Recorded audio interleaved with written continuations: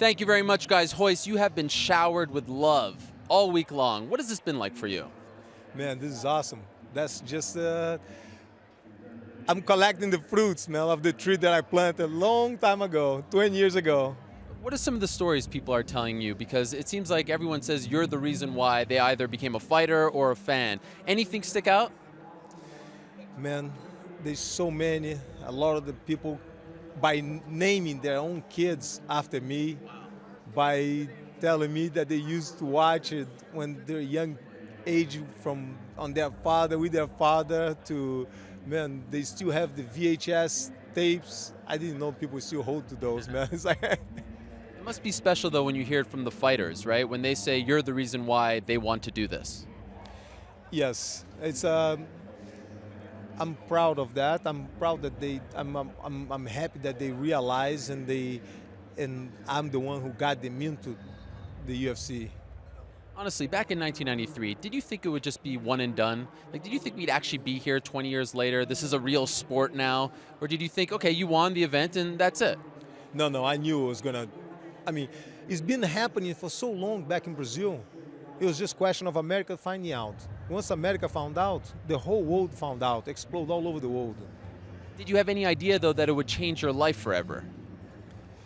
I want to change my life forever. When I first arrived in America, it was 30 years ago, and people did not know who Ariel Gracie was or what was Gracie Jiu-Jitsu. So when I came in, I was like, man, one day I'm going to be so famous that everybody was going to want my autograph. Your brother, Ariel Gracie, helped launch the UFC, and he chose you. A lot of people thought he would go inside the octagon and fight. Have you ever thought about, man, if he didn't choose me, this whole thing would be different for me. My whole life would be different. Nah, I would have my chance one way or the other. One day or another, I'll have my chance. You ever ask him why he chose you? Let's say I was on the right weight. I wasn't very big. I wasn't very small.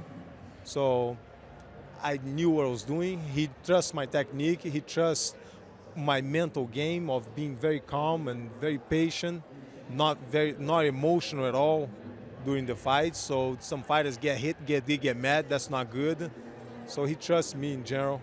If someone entered the UFC right now, just as a jiu-jitsu practitioner, only doing that, only training for that, would he win? Would he be as successful as you were back in the day? There's only one way to find out. I mean, you have to know the other styles for you to know what's coming at you. But depend, what's your background? If your background is just Gracie Jiu-Jitsu, you've been doing that all your life, like Ronda Rousey, she doesn't mess around trying to box with other people. She practices boxing. I've seen her videotapes, but she get in a clinch right away, take the opponent down. She does what she knows best, what she's been doing all her life. Who's your favorite fighter to watch in the UFC? I like to watch the guys that use strategy, not the guys that come in to duke it out and be a tough man and just blood all over the place. Nah, I like the guys that make the fight clean. They take the opponent out of their game and make it look easy, but it's not easy. There's no such thing as an easy fight. Is there a day that goes by in your life right now where someone doesn't come up to you and talk to you about UFC 1? Only if I'm hiding in an island. But otherwise, every day at least one person, right? At least one person is like, is that Royce Gracie? Is that you? Does it get old? Nah, I love it. It's part of the package. I asked my father about that, and he said, son, get used to it. It's part of the package. Amazing. Thank you so much for everything you've done. Great to talk to you. Appreciate it as always. Thank you. Guys, there he is, the living legend himself, the winner of UFC 1, Royce Gracie.